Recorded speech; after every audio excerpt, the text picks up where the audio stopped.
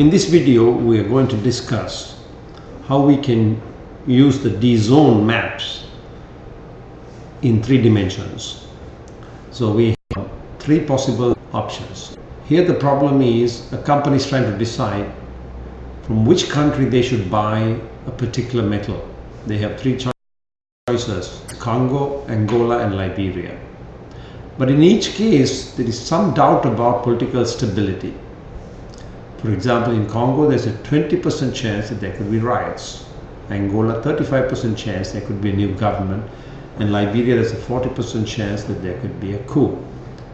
And in each case the contract fulfillment could be impacted to some degree. It's not just a yes or no situation. If we have a low impact, we have a high contract fulfillment of 95%, or medium 71% and 43%. And these are the probabilities or the likelihood that these could happen. And let's use the contract fulfillment as our measure of success, the expected value. The higher the value, the greater the contract fulfillment. So I won't go into greater detail now. Let's move to the decision zone map. And this is what you need to look at now. The map is slightly different, but basically it operates under the same principle. These are the yellow cells that need data.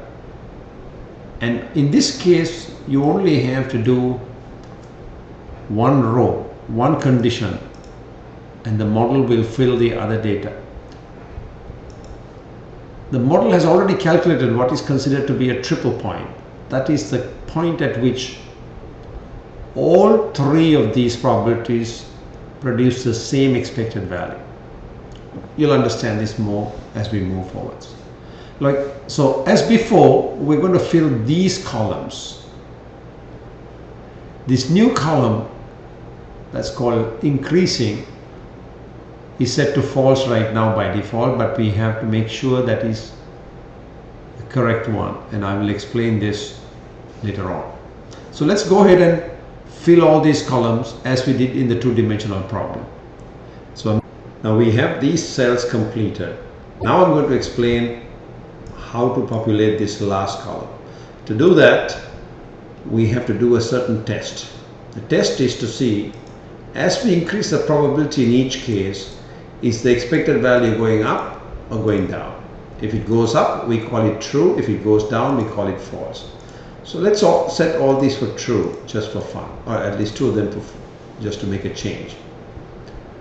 And let's look at the 20%. When I increase it to 30%, let's see if 93 goes up or down.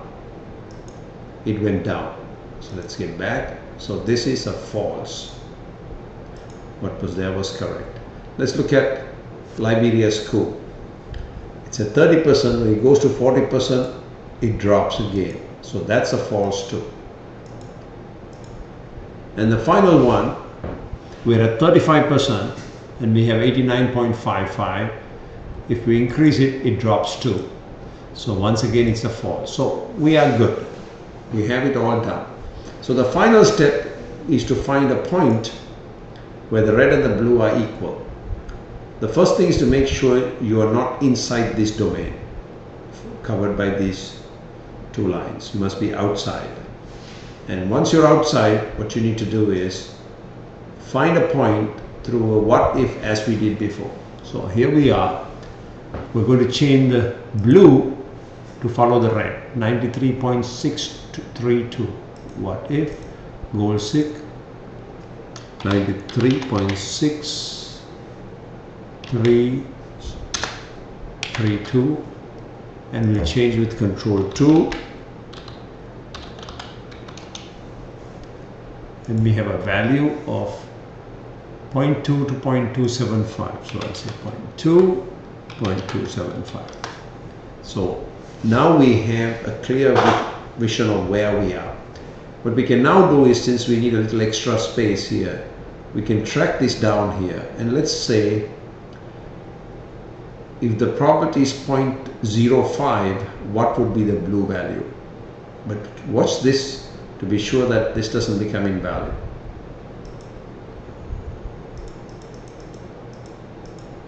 Okay, we're at 0.5. and we put it here, do a what if called seek, and we want to get 98.408 using control 2, and it says 0.069.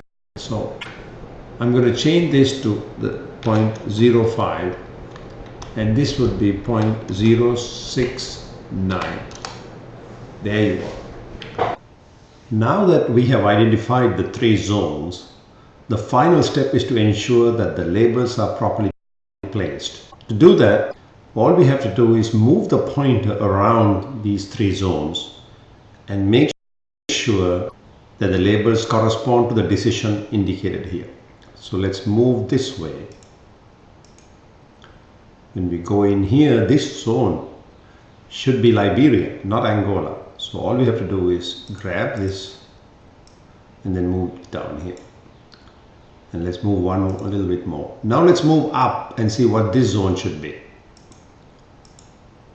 Still it's Liberia, as you can see. Okay, it's Congo now.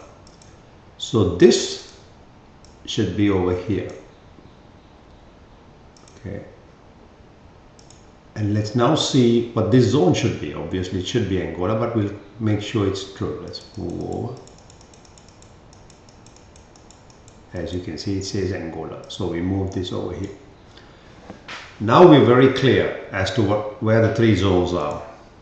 Remember, the entire objective of this was to find out the appropriate decision or the sourcing country when we have uncertain probabilities. See, here we just simply put some numbers to get started with. Whatever scenario we indicated, it gave us the appropriate decision. And as we get new information and the probabilities change, all we have to do is move the scroll bar to the corresponding probabilities and then determine the appropriate sourcing country. That's it for now. Thank you.